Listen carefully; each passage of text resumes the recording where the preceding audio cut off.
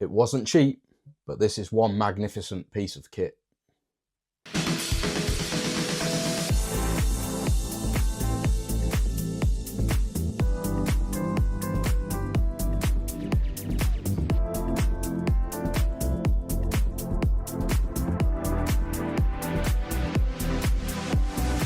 Hello YouTube, N64 here, and this is why I bought the Analogue 3D. This is not a full deep dive technical analysis, I've only owned it a few days, but this is why I bought the Analogue 3D and my initial impressions of it. Let me be honest, I didn't need the Analogue 3D. I already own original hardware and have a CRT, and I already have the Ultra HDMI which I can play on a modern TV.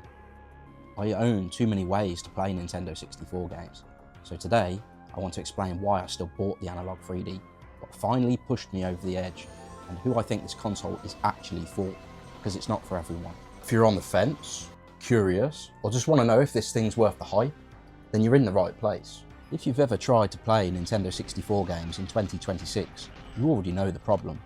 The N64 is amazing, but the original hardware looks rough on modern TVs.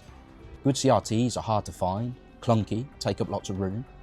Emulation is convenient, but never quite feels right. And modding original consoles gets expensive quickly. For years, the N64 has been stuck in this weird middle ground.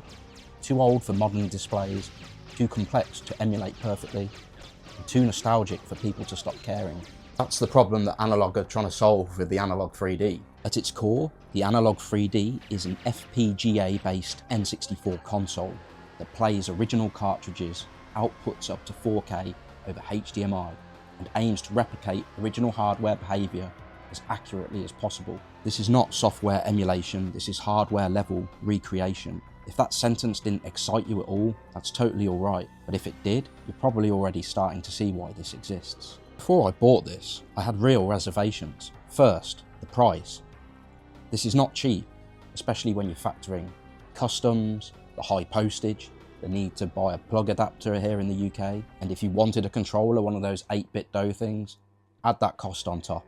Furthermore, if you're somebody who needs cartridges, there's that expense on top as well. Second, emulation has gotten really good. Project 64, RetroArch, Mister. We have options now. Third, Analogue's track record is great, but it's not perfect. Their consoles are incredible, but firmware updates can take time. So I asked myself, is this actually better? Or do I just want it to be better? That question is what delayed my purchase the longest. They remained quite cryptic, didn't put out a lot of footage, so I didn't jump on the pre-order. The moment I decided I want to buy an Analogue 3D is when everyone started to get theirs. The videos started to come out on the reviews, Metal Jesus Rocks, I remember watching those when they first started dropping. I loved the look of the thing. It's very futuristic, very modern looking, very contemporary, but stays true to the original Nintendo 64 design. I've said before how I like original controllers, and that the controllers that they made for it, I feel like they're trying to reinvent the wheel. The fact that you can use original controllers, absolutely brilliant. My initial impressions of the Analogue 3D are that it's really good. There's a nice array of settings. At the moment, I'm on CRT mode, so as you can see, we've got like the scan lines and a sort of CRT feel about it, and it's great to have this as an option. Personally, I do prefer the sort of clean approach. I just feel like it's a fresher image that way. I do like the wonderful overclocking feature. It allows for a smoother frame rate and just keep things looking fresh, particularly on the more demanding games like Perfect Dark and so on. Because the N64 was designed to play in a 4:3 aspect ratio, that is the sort of optimal way to get your best image like I've got at the moment. Obviously, I don't mind using stretched. I do like having a full screen. It definitely helps. But if you want the truest, best image, you do have to play without it stretched or zoomed in, and just to have it in as it was designed to be played, really, in a 4:3 aspect ratio. I believe it's a case of finding out what settings work best for each game, really. It's not going to be the case that a one-size-fits-all settings-wise on your Analogue 3D will yield the best results for every single game. It might work for one and not for others, so it's great to have the luxury of being able to tweak these settings and pick things that work for you, really.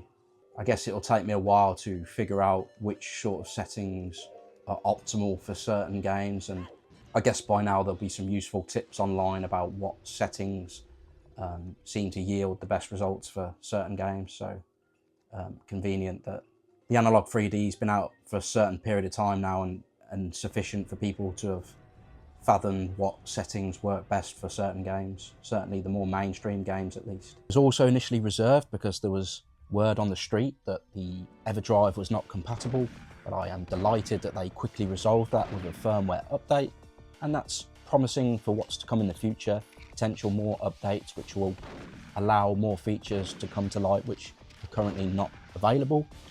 What I truly wanted was a plug-in cartridge, turn it on, pick up a controller and play. No profiles, no shaders debate, no this ROM works better than that one. The Analogue 3D promised that simplicity with modern convenience. Analogue 3D is going to be an invaluable piece of kit to me on the channel, allowing me to play with settings, optimize, feed that into my Elgato and have a display that I want to bring to the channel on Mission N64 239, where I aim to complete and review all 239 games of the UK PAL library, and I can decide how I want that image to look and how I deliver it to you on the channel.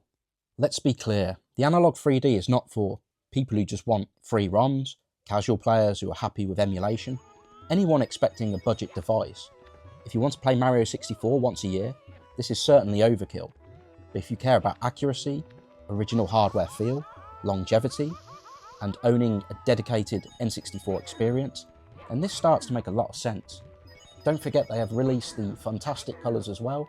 They look superb in my opinion.